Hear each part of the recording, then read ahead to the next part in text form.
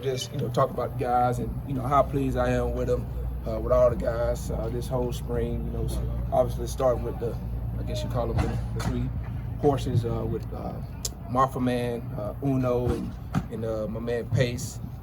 With both of those guys being out, man, they've been awesome in the classroom. Really took their mental game to a whole new level. We're really pushing these guys that's been able to come out and practice. And then the Mafah man, he just been unbelievable this whole spring. I think he took a gigantic step in his game, his leadership. He was more vocal.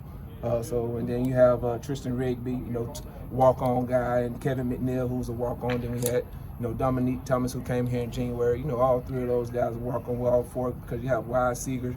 And those guys, they took advantage of the opportunity that was presented with those other two guys that was out this spring. And them guys, they did the best job that they could, and I was very pleased with that. We still have a long way to go before we can be the unit that we want to be this upcoming season. And they took the challenge, and I'm looking forward to seeing how this gets ready phase translate over to our transformation phase. But overall, really just pleased with the guys. They came and worked hard each and every day. They didn't complain. I really tried to stress them and strain them and really push them to their limits to get the best. And just what I told those guys, greatness. You have coaches talk about that, but at the end of the day, it has to come from within yourself. And that was my message to those guys. To be great, you have to be ready to do things that other people are not ready to do. Those guys understand that, and like I said, I'm just looking forward to these guys carrying this momentum that they've built in the spring over to the summertime and getting ready for fall camp. So, other than that, man, I'm, like I said, really pleased with all my guys that came and put their hard hat on and went to work this spring and did what they need to do to get better as an individual. So you have two guys that have proven they can be the man in Will and Kobe. Yeah. You have a third coming along. You probably think could probably be the guy too. So when fall starts, do you want one guy to separate and be the man, or do you want that three-headed monster? I mean, we want the three-headed, and then we're gonna have Keith Adams that's gonna come here later in the summertime. But those three guys, man, you can put them on any team in America and they can go start. I mean, when you're talking about separation, I mean, it's gonna be very slim because we, as an offensive staff, we feel very comfortable putting any of those guys in there and going in there and getting the job done. And have all the confidence in the world in each and every one of them. Now, all three of them bring something totally different to the table, which is what you like as a running backs coach, because every running back is different. But as far as a huge separation, I wouldn't say it's going to be a big gap between those guys. And the thing that I love about all three of them, that they love each other. They want to see each other be successful, and that's very rare that you find in college football nowadays. When you have three guys that we have here on our roster that can literally, like I say, go on any other program and be the starter, but those guys really be happy for each other's success. So, like I said, I don't see where it's going to be a gigantic gap. Like I said, it might be a slim one, but at the end of the day, all three of those guys going to play. The great thing is we was able to get the Mafah man. We got, obviously we still have the spring game, but getting him through this spring, as healthy as we can, considering that, he's going to have a heavier load than what he done had in the past. So far we've been on the right end of that. But like I said, I would feel confident in any of those guys going out there and playing and getting the job done. And as a coach, it put a lot of strain and pressure on you because all three of those guys can go out and be successful. But at the end of the day, you can only have one that go out there. So we just have to get our rotation right, and that just falls on me and the offensive staff and making sure that we have the right personnel when we need it. Coach, how has Mafah been with his pass catching, his pass protection this spring? Oh man, Mafah man got some of the best hands on the team, honestly. I mean, he showed that last year to be the size that he is. I mean, he has great hands, has great feet, got power, got speed. I mean, he's almost like a combo, honestly. I mean, because he can catch the ball, he can run the ball, he can pass pro. I mean, he can do it all. He just took his game to a whole new level from a mental aspect, from a vocal aspect. And really, challenge the younger guys to step up and put their best foot forward too. So, like I said, man, I just really been pleased with him. And, I mean, he comes in every day, smile on his face. I mean, he brighten up our room each and every day that he comes in, and man, that's what you love as a coach. But like I say, man, he can do it all. He really can. When you say he's taking a step mentally, specifically what areas are you saying? Well, I mean, when you talk about, the run game, you understanding, who the offensive line going to, understanding, who they going to, and who's gonna be the free guy. Well, mentally, if I know who's gonna be the free guy, the terms I use, you got to have a toolbox, right? So you got to have a tool ready for that guy whenever he comes up there. So that's what I talk about. And then just the pass protection, knowing who the offensive line has, knowing who you got, and then just going out there just blocking, and then just understanding what type of rusher this guy is that comes. He just took his game just really to a whole new level. I would say he probably was definitely, I don't even want to say most improved, because it ain't like he had a terrible spring last year, but just with the limited numbers that he had this past season, he just really, from his standpoint, gained a ton of confidence going into the summer. CJ, for this offensive staff, as y'all tried to sort of get a feel for what y'all want to do, how much of the injuries, not just a running back, but across the whole offense, taken away from what y'all would ordinarily like to do? Well, from our offensive staff, I think Coach Street did an awesome job of getting our installs, the stuff that we want to get done, and the stuff that we wanted to rep, the stuff that we really gonna rep, come September and stuff like that. We was able to get all that stuff in. Obviously, we didn't have our full all our people out there, so it's still some nuances that we was able to hold back, and once those guys get back, we'll be ready to rep those plays. But for the most part, we was really able to install it. But that's the beauty of this sport, is that you can't hold back on your install, because each and every guy got to be ready to go. And that's kind of what I preach to my guys, that we don't want to change our game plan because, let's say, Will Shipley go down and then only have Kobe and the Mafah man. Those guys got to be able to go in there and execute the whole game plan. So that's the thing that you try to challenge each and every player as an offensive guy, because literally you're always one play away from being a starter. So if you have that mindset, then I think your offensive playbook can kind of stay wide open. There's a lot of things you could call, Phil, but why the Mafah man? I can't even take credit for that one. I got to get that one to my good friend, Coach Robbie Caldwell. He just, for some reason, he just started calling him the Mafah man, and it kind of does stuck. So, I kind of got a nickname for all of them right now. You got, Mafah man, you got Uno. The only one that ain't really got one is really Kobe. I just call him Kobe. You got Tristan Rigby, call him Red. Wise Seeger, just call him Wise. Domonique, just call him Quadzilla. I'm pretty sure y'all have seen him. His quads is huge. And then Kevin McNeil, we just call him Working Man Kev. And then I just got to come up with one with Keith Adams. I just haven't been around him and been on the practice field with him to kind of get a nickname for him yet. So I just try to have fun with those guys. So it's kind of. Coach, speaking of Coach Caldwell, Thomas Austin came in with you in 2006, blocked for you for 4 years. What's it like coaching with him now, with the bonds you have and that relationship? Man, it's been awesome having Coach Austin right there by my side, and he understands it. Obviously, he got his coaching career started before me, so I'm leaning on him, especially in the pass game and in the run game. And the good thing is that we are able to speak the same lingo because he understands how we kind of see it from the running back view, and then we understand kind of what they're looking at up front. So, if we're on the same page as a unit from the running back standpoint, I think we can be very successful. But there's, like I said, still a ton of work that has to be put in. But man, he came in and done a phenomenal job with the offensive line, just from a communication standpoint. He's young, very energetic, very demanding, and I think the guys respect him for that. Got a ton of knowledge, so. To me, I know he ain't been in a while, but man, he's going to be one of the best. To me, he's the best offensive line coach in the country. But he's, from the outside world, I know he still has a lot, that he want to get better at. So I'm glad to be going on this journey along with him. CJ, you just mentioned a few minutes ago about how those running backs all get along in the way that they are, and has that been a little freeing this year now for you, to not have to deal with as many personalities and just focus on ball? No, man, I love dealing with personalities. It's a challenge. Doing ball, that's the fun. That's the I ain't gonna say super easy, but it's not as stressful. You love to deal with different personalities, see what guys go through each and every day, seeing how you can help them to be better as an individual. Being a good citizen and all that stuff. So and all these guys that's in my room now, they all have their own personalities that I have to deal with. So I love the challenge each and every day.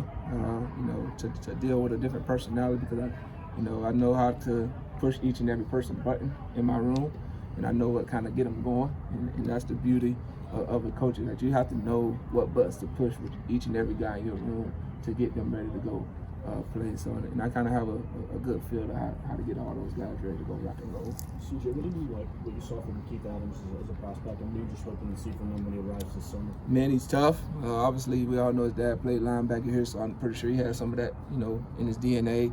But man, just a fun kid to be around. Can run between the tackles. Has good speed. We see him. Very well put together. Can catch the ball.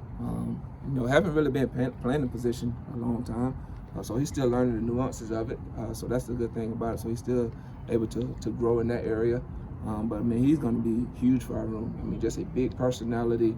This guy thinks way beyond just football stuff that he want to do, and that's what you want.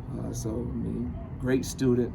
It's a lot of things that goes into it, not just from a football aspect. Like I say, obviously, we all know about his dad, and he didn't let that get to him, because sometimes kids that father that played at the school, that can be a lot of pressure. But man, he was even killed.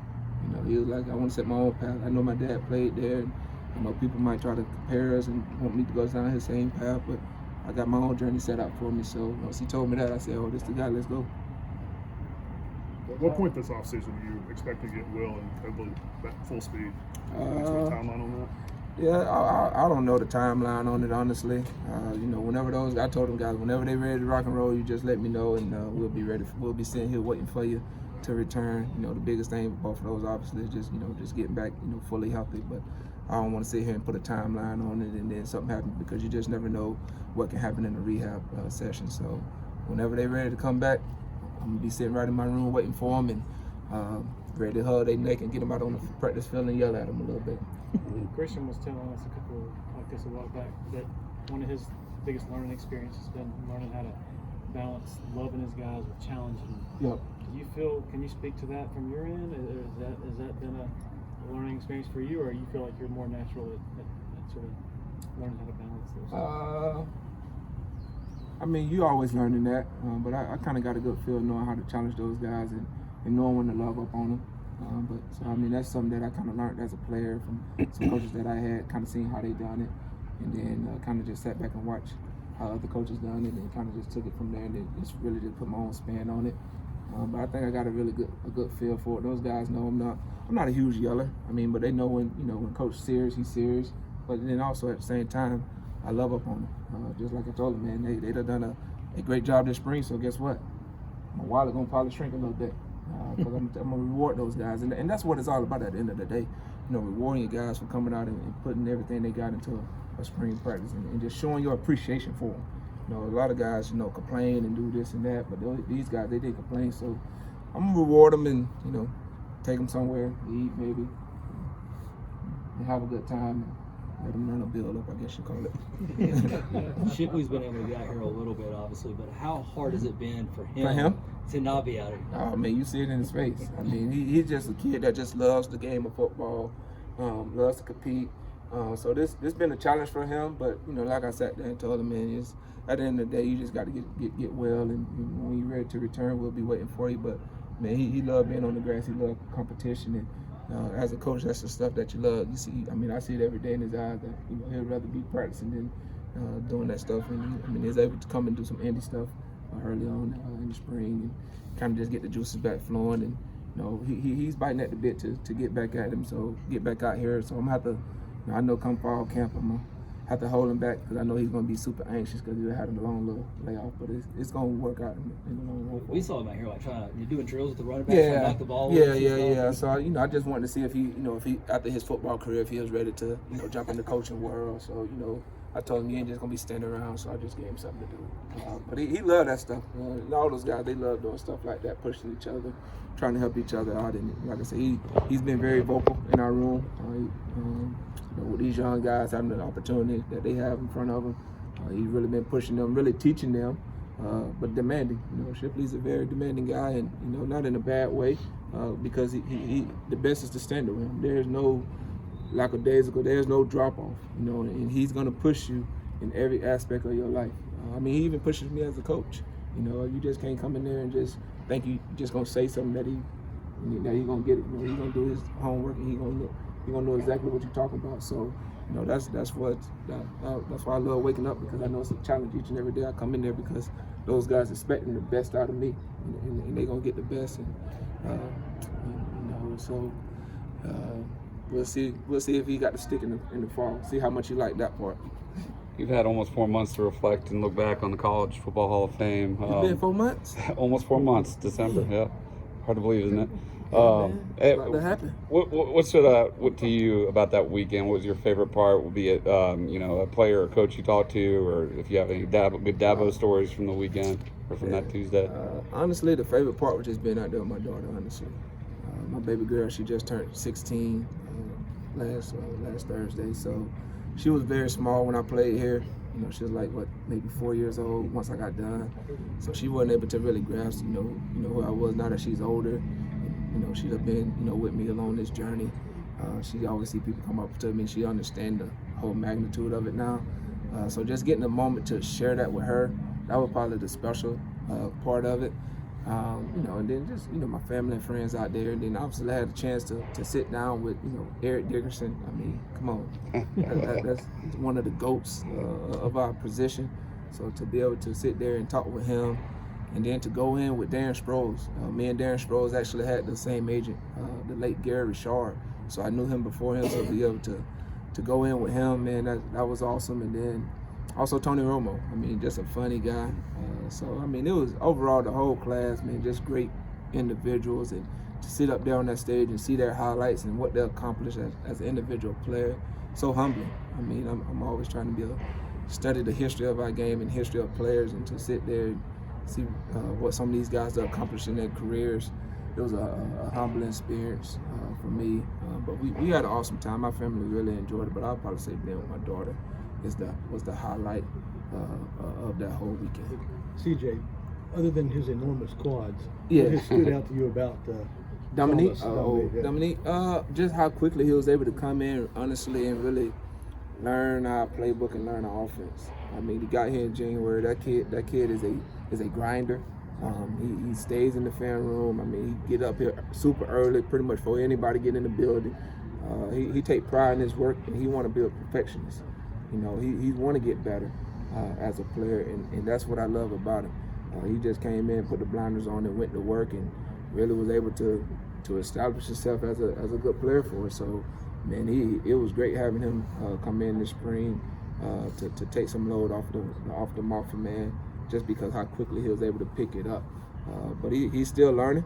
He's still got a long way to go. But man, he's a great addition to our room. Got a great personality. The guys love him because I mean that's always the number one thing. You know, how do you mesh with the guys that's already in the room? You never know how that's gonna work out. You know, because I know how those guys are. You know, so when you bring in somebody new, you know how well are they gonna mesh? But those guys, they embraced him very well, and you know he's asking the right questions, very attentive in the classroom, handling his business academically. So been very pleased with him. Very surprising, like I say, for him to come in January and pick it up so quickly. Are you looking to see what he can do in front of a big crowd over there on Saturday? On Saturday, I mean, I tell those guys, I mean, you don't have to go out and try to be Superman. I mean, you just go out and do it. You got done this whole spring. Obviously, whatever they need to do between now and Saturday to get themselves ready to go play, that's what they need to do. And then I really just sit back and just see who can go out and play. Because obviously we're gonna have the team split, the staff split. You know, I'm gonna be on one side. He might be on my team, so if he's on my team, I'm able to communicate with him very well. But if he's not, I just got to trust that what he does learn up until that point, that it just goes out there and he can showcase his skills. So, you know, from a crowd standpoint, I don't think it shouldn't bother him because at the end of the day, like I tell the guys, it's 100 yards and 53 wide, I believe. And, you know, until guys start jumping in their pants, that's when you better get nervous. But until then, we should be fine. Speaking of the crowd, is it crazy to see how much the crowd of the spring game has grown over the years? I mean, when you played, it was probably, what, 15,000, 20,000? Yeah, it was a little bit. You know, that was back in the day. But it is, I mean, but that's the exciting thing about our program. We've grown so much. You know, we got some exciting players that comes and join our program, and people want to get, you know, that first-hand look at them. So to hopefully we get the 50,000 out there, I mean, that'd be awesome to have a great crowd. This would be really the only time they'll be able to see us perform before we kick it off on Labor Day against Tech. So I'm looking forward to a great atmosphere in Death Valley. It's always great when the fans show up. Gonna be a great weather too, right? Hope so. Hope so. It's supposed to be some Don't rain. jinx it. It don't matter. As long as it ain't lightning, we good. We ready to play. I played in Buffalo, so we good. It's going back to Shipley. A lot was said about his maturity, just kind of being beyond his years. Yeah. I mean, just last year, what do you remember in terms of how he came in and has he established himself as a leader? Would you say? Yeah. Well, I mean, when he came in, I mean, you can just see that how far mature he was from a lot of incoming freshmen. I mean, this guy came in with the right mindset. He know what he want to accomplish as a player and as a student. And I mean, whatever he put his mind to, that's what he gonna do. I mean, very smart. So coming in, learning the offense really wasn't a huge tag. Obviously, he had to learn it, but he was able to pick it up quickly. And then at the end of the day, man, Ship is he's just a competitor. I mean, we put him on this grass, man. He just turned into Uno, just somebody totally different. But he understands it, and he know where a guy's supposed to be at.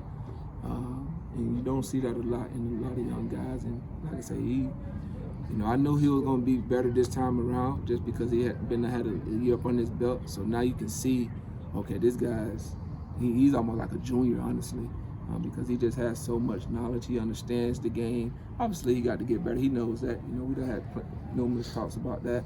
But this guy, he truly understands, and he wants to be great. He wants to be great. And when the individual wants to be great, and you don't have to push him to be great, you got something special on your hands. So my job is just to just make sure he stay on that path and don't get in front of him, and just let him do his thing. Don't hinder him.